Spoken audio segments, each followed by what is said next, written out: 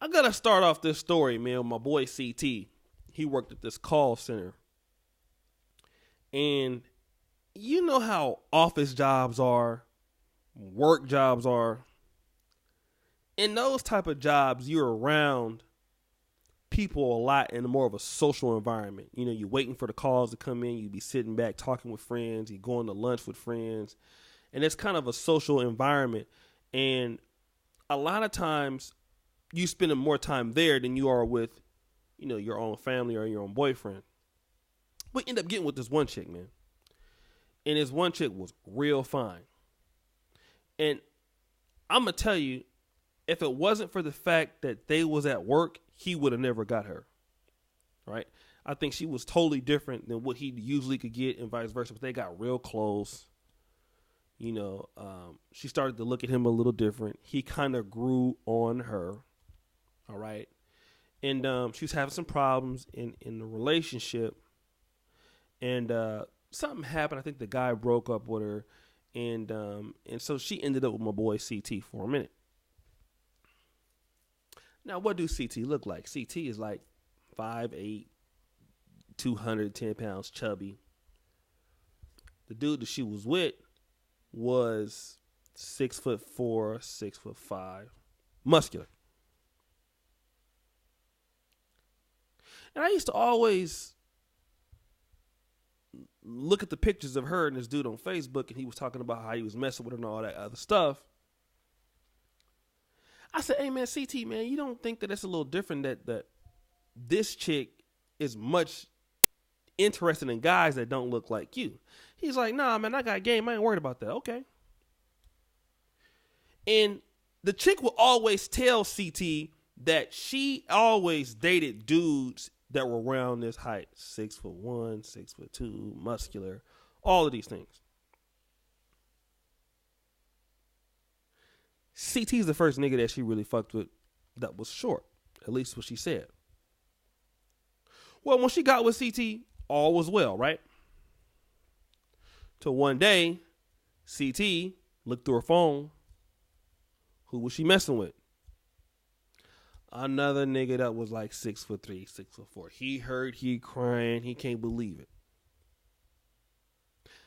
But this was something that I figured was going to happen, and it ended up happening. She ended up leaving the guy and got back with the dude that she was with, or got with a dude that looked similar.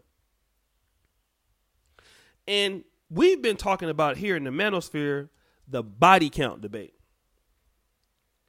And would you get with the chick that has a high body count, meaning that she slept with many different dudes, or too many dudes for you? 10 might be too much, 20 might be too much. But Solo TV 84 points out something. Are you ever concerned with the quality of her body count? What is the quality of her body count? And see, this is where guys a lot of times cannot make as many mistakes, because the past is a good indication for future performance, right? I tell brothers all the time, I'm a nerd nigga. I'm a nigga that went to college. You know, I'm doing my thing. I'm not a hood nigga. If I get with a female, all she's dated is hood thug niggas. And if she talks about this is what her first baby daddy wedding is, or second nigga wedding that, he got locked up, he went to, you know, this is her, as B just say, her imprint. Why would I try to come through there and say, oh yeah, I got game, I can change that? See, the reality of it is that the quality of the body count that she have is different than me. Like, let me point out something, man. Like Bill Gates, I think he was the richest guy in the world at one point, or he's now the second richest guy in the world. People look at Bill Gates and wonder, like, why does his wife look like that? Like, he could have any woman in the world. He could have a model. He could have a bad chick. He could have an Instagram thought. Why are you with her? It's simple. Her dating DNA body count is matching up with him. And I think a lot of black men, we miss out on that all of the time. And let me shout out to Ron Wills. And he talks about a lot of times you have women that are fine, that are church girls, right? And you know, church girls get a bad reputation. But what we want to talk about is a lot of church girls don't even really consider dating dudes. That's not in the church, especially if you're talking about ladies in the AME faith, ladies in Church of God in Christ, or certain Pentecostal things. That body count that they are used to dealing with are people within their own ecosystem. So that's why a lot of church girls, they look for preachers a lot of times. They look for deacons a lot of times. Those are the guys that are more highly selected, especially girls who are really serious about church. They not really always are interested in dating a nigga that don't go to church. Usually you don't really find that. Women who grow up in church, for the most part, like real hardcore, they don't deal with niggas on the street. You will never really see that. You will see women in church, and if you're a guy in church, you're going to get a lot of opportunities because they're coming for you. Now, I want to flip that. Where do brothers mess up?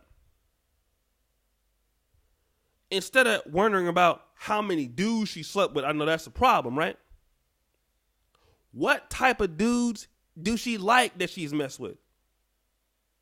Because as we know, I hate to say this, if you come across a female and she talks about, you know, I was in a verbally abusive relationship, or I was in a physically abusive relationship, I was with this guy for 8 years, you know, whatever. And the pattern comes that she's always dealt with somebody like this, or for many times she's dealt with a dude like that. And you want to come in and, you know, do something different. That woman is, for the most part, not going to be able to appreciate somebody like you. It's just impossible. And a lot of times, I talk about brothers making mistakes, man. And even in my own life, I've personally tried to go out of my ecosystem with certain people. They were nice. They were fun to be around. But when they got with somebody else who wasn't like me, I used to get offended. How she did a nigga like that? Let me tell you one thing, man. One chick I was dating in Concord. She might be watching this video. This is the most beautifulest chick I ever had. Thick. She used to always tell me, why would you want somebody like me? Like, why are you dating me? What? And someone will actually ask you that. Why are you dating me? Like, you could be doing better. Why me? Right? And I wasn't looking at that, what she was saying. She was really telling me, like, nigga, you and me are different people. And when we stopped talking, she started dating some nigga that didn't even have a job. A nigga that wasn't even, and I never understood it. Like, how could you be talking to him? You could be talking to me. Like, but what you're not understanding is they're in the same ecosystem. And it's different strokes for different strokes. This is why a lot of niggas don't get that. You go to Brazil, you go to the DR, you go to other places thinking like, oh, that this doesn't matter even in those places. Well, I'm going to go out here and find a beautiful woman who's going to be cool with me. But you don't understand, like, what type of guys has that woman been dealing with before you? You know, do your values match up? Like, if the woman is you're academic, does the woman have any kind of academic progress? You know, do she have any of these things? If you're a hard worker, do you have any things that match up? All you concerned about is, oh, she slept with over 8 dudes. Oh, I can't fuck with her. She could have been with 2 or 3 dudes. That could be crazy as shit. And that 3 or 2 dudes is enough to ruin you. Let me tell you, man, one man is enough to ruin a woman. One bad dude. And one bad experience with a guy can destroy a chick. So again, man, I mean, this is the body count argument debate. I mean, what do you guys think is more important? the quality of the body count or the quantity of the body count? I think quality of the body count is more important than the quantity. But that's just me. Let me know in the damn comments, man. Again, thank you, brother. Support you for supporting me. Let's get it in, man. And as you know, the buffoonery remains at an all-time high. I'm out.